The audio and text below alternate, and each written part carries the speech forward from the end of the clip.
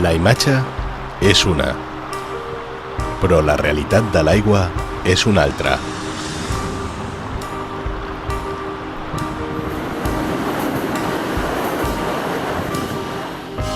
Barcelona és una gran ciutat que creix, tot i així, té límits. Aquests els delimiten el riu Besòs i Llobregat, que a més de ser barreres naturals, són les fonts d'aigua de la ciutat. Els últims anys s'ha treballat per cuidar aquests entorns, però l'aigua i la biodiversitat mostren senyals que fan la situació més preocupant. Els rius de Barcelona han estat protagonistes per diversos casos de contaminació a les seves aigües, arribant fins i tot als tribunals.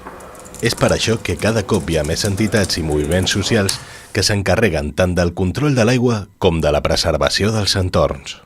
L'Agència Catalana de l'Aigua s'encarrega de fer aquests controls de la salut dels rius i determinen també quin és l'estat actual d'aquests ecosistemes. L'Agència Catalana de l'Aigua és l'organisme públic que vetlla per la gestió de l'aigua en alguns aspectes a Catalunya o a les conques internes.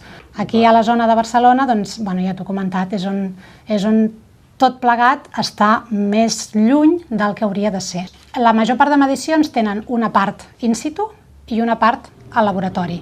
És a dir, in situ vas a buscar una mostra, ja sigui d'aigua, ja sigui dels organismes que després vols mirar. Al laboratori s'analitzarà aquesta mostra.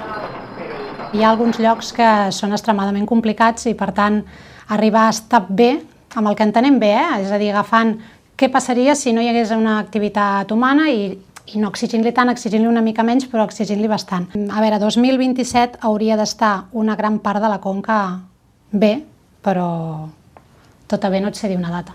Amb el FEM fa molts anys que col·laborem. Una de les coses que fa el FEM, que és el seguiment de la qualitat dels rius de la província de Barcelona. I amb això hem col·laborat amb intercanvi d'informació. Ells poden cobrir unes zones i nosaltres en cobrim unes altres, ens intercanviem aquesta informació per tenir una visió més completa. El FEM és les sigles de Freshwater Ecology and Management, és un grup de recerca de la Unitat d'Ecologia de la Universitat de Barcelona.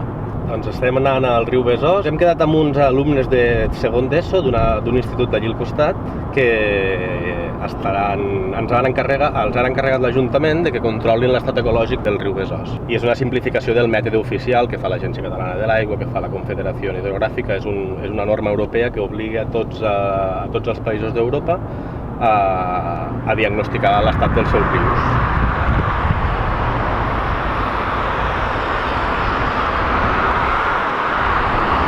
Una safata per a posar-los en sec i allí les pedres se'n van aquí dins després. Avui hem trobat un estat dolent, surt bastant dolent. Dels 5 graus de qualitat estem al penúltim, és a dir, tenim alguns problemes. Són bàsicament contaminants de zones urbanes, és a dir, rentadores, lavabos, cuines. És l'aigua que passa per les nostres cases, se carrega de contaminants, de nutrients, i acaba, després de ser depurada una mica, però acaba a l'aigua, al riu un altre cop, en condicions no òptimes.